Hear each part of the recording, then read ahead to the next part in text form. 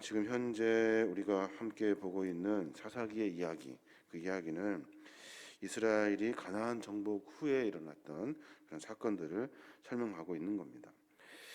정복을 하긴 하였지만 완전히 다 전체를 정복하지는 못하고 그 부족들과 함께 이렇게 섞어서 더불어서 살고 있는 모습인 거예요.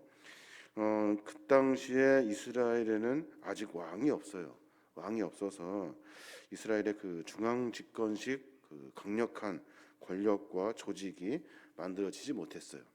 그래서 각 지파별로 어떤 유기적인 연대 의식보다는 각 지파별로 그냥 사건들 그런 일들마다 지파별로 이렇게 해결하게 되고 지파가 훨씬 더 어쩌면 분립적으로 독립되어서 살아갔던 그런 시대인 거예요. 다시 말해서 그 에브라임 산지에 한 레위인이 살고 있었는데 그 레위인의 그 사건을 오늘 성경은 기록해 놓고 있는 겁니다. 그 레위인이 누굽니까? 레위인은 하나님의 성막을 지키는 사람이에요. 하나님 안에 하나님 성막을 지키는 사람인데, 그런데 그가 오늘 본문에 보니까 첩과 함께 살아요. 첩은 그 첩은 또 행실이 좋지 못해 가지고 음행을 하러 떠납니다. 그러다가 걸릴 것 같고 그리고 어떻게 될 것 같으니까 자기 아버지 집으로 이렇게 도망가요. 거기에서 또한 4개월 이렇게 머물게 됩니다. 근데 그 레위인이 첩이 생각이 나요. 그래서 그 아버지 장인의 집에 가서 그 첩을 다시 데려오려고 합니다. 음행을 하여 도망갔던 그 첩을 아주 부드러운 말로 찾아가서 데려오려고 하인 한 명과 나귀 2마리를 가지고 출발한 거예요.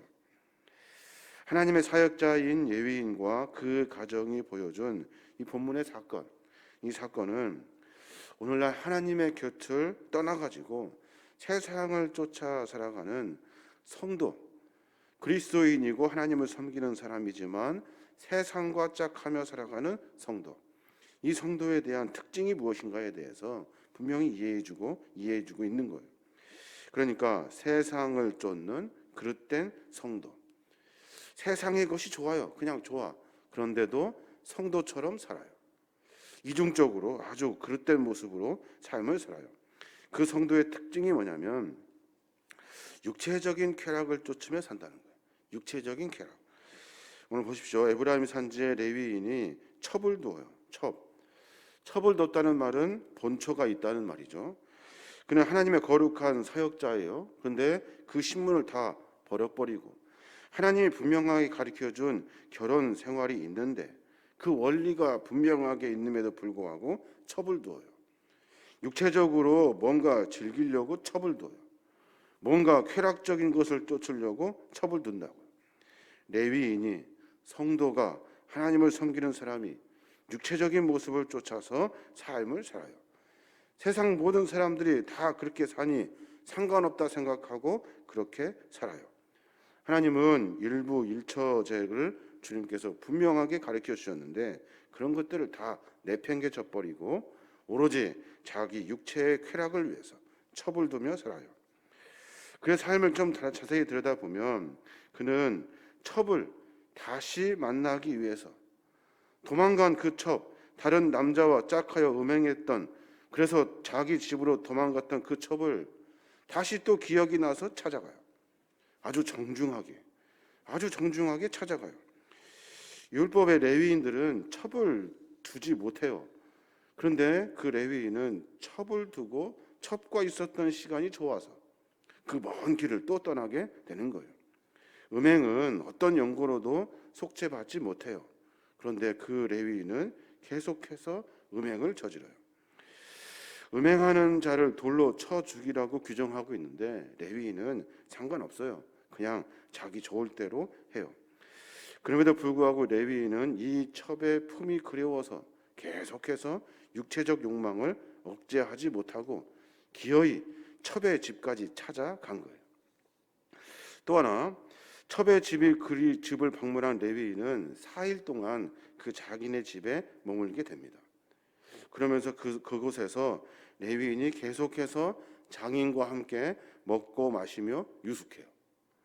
만약에 자기 진짜 부인이었다면, 자기가 진짜 사랑하는 사람이었다면 아마 다른 남자와 음행했던 일들을 질책하고 따졌을 거예요.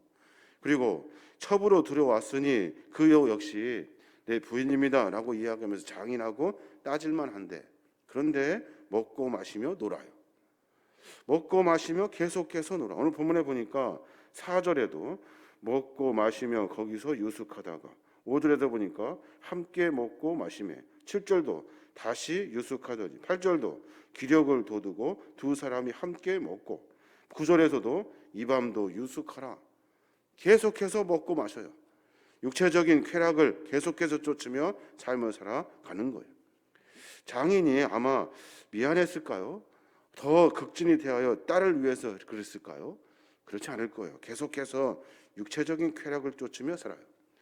궁극적으로는 어떻게 됩니까? 하나님의 그 성막에서 봉사할 그 안식일을 일주일 동안 잘 준비해야 되는데 그 4일의 시간을 다 허비하고 낭비해버려요. 그래서 허겁지겁 정신없이 주일이 되어서 그냥 성막 봉사하려고 급하게 짐 싸듯이 산다고요.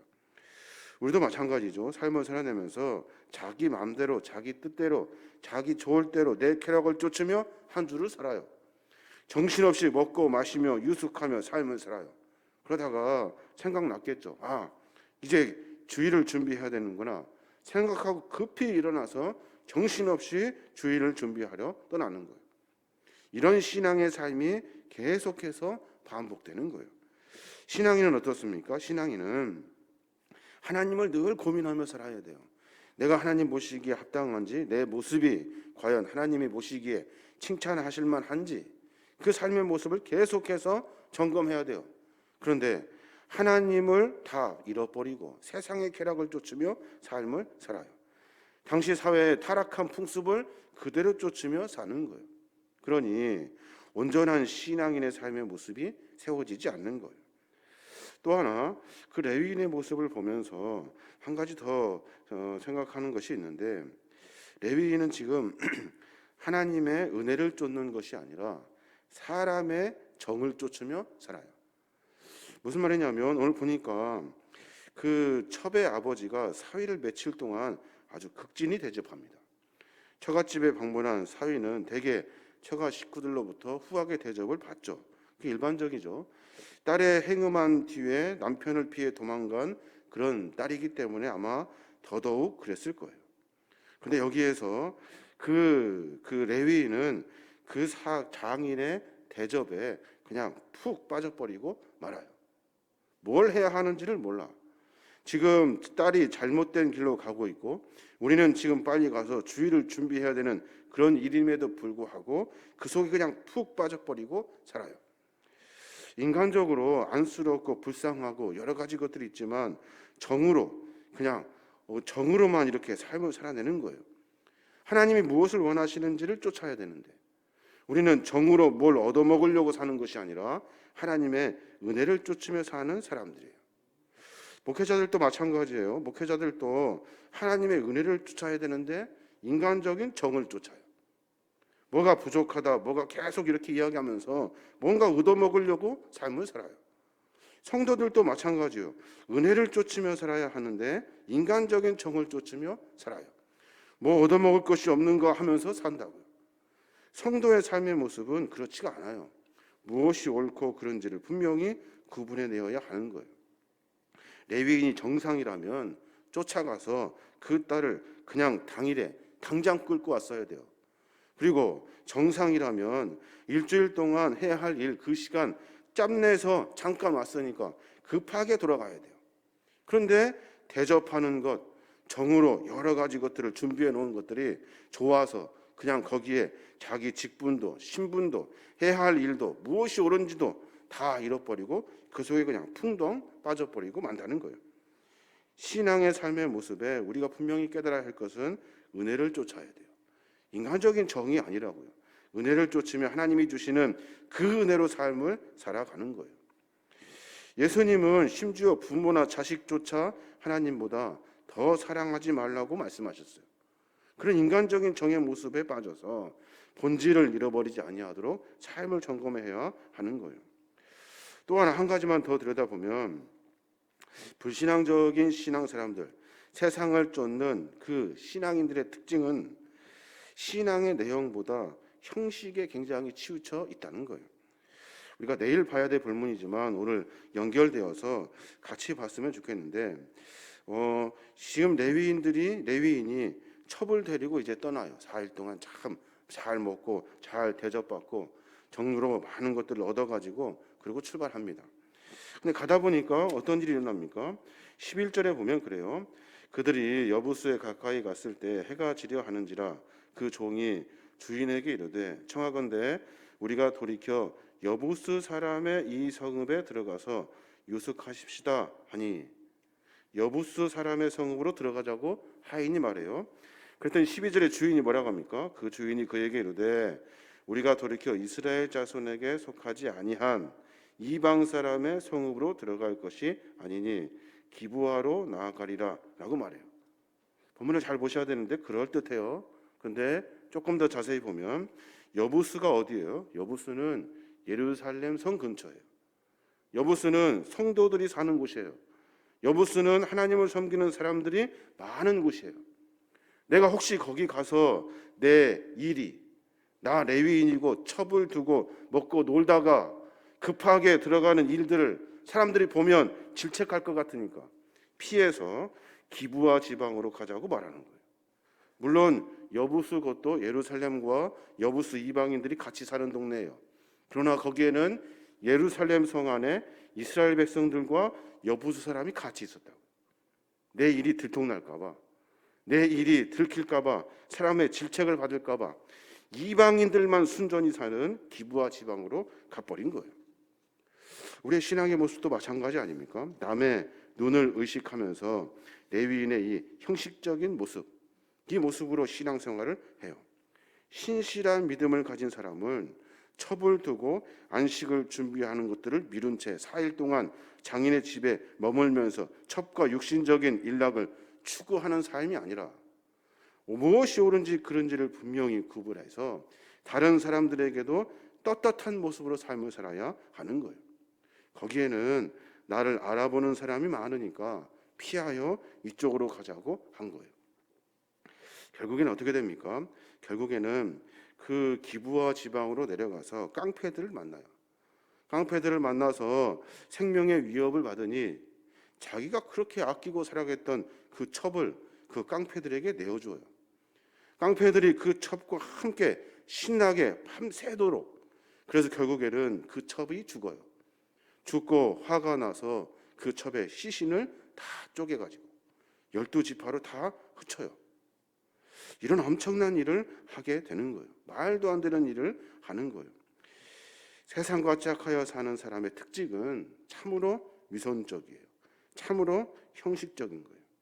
이런 때는 이렇게, 저런 때는 저렇게. 신앙인은 그래서는 안 되는 거예요. 신자라면 그래서는 안 되는 거예요. 어디를 가든 하나님 안에서 떳떳해야 되는 것이 신앙의 모습인 거예요. 세상에 스스로 신자라고 자부하는 사람들 많습니다. 그런데 진짜 하나님께 옳다고 받는 사람은 극히 드물 거예요. 우리도 마찬가지예요. 삶의 모습을 분명히 점검해 봐야 하는 거예요. 레위인들, 목회자들만 이야기하는 걸까요? 성도들, 그리스도인들도 다 마찬가지예요. 육체적인 쾌락을 쫓으며 마치 그것이 정상인 것처럼 살아요. 하나님의 은혜보다는 인간적인 정을 쫓으며 살아요. 뭐 하나 그냥 얻을 것이 있는지 하면서 산다고요. 신앙적인 내용보다는 형식에 추구하며 살아요. 여기 가면은 내 일이 들통날 것 같으니까 뺑뺑뺑 돌아서 아무도 없는, 신자가 아무도 없는 순전히 세상 사람들만 살고 있는 그곳에 그냥 풍덩 빠져서 사는 거예요. 이것이 과연 성도냐는 거예요. 이게 바로 신자냐는 거예요. 하나님은 그것을 질책하고 계시는 거예요. 야고보서 4장 4절에 보면 그런 말씀이 있어요. 누구든지 세상과 벗이 되고자 하는 자는 스스로 하나님과 원수되게 하는 것이니라 라고 말해요.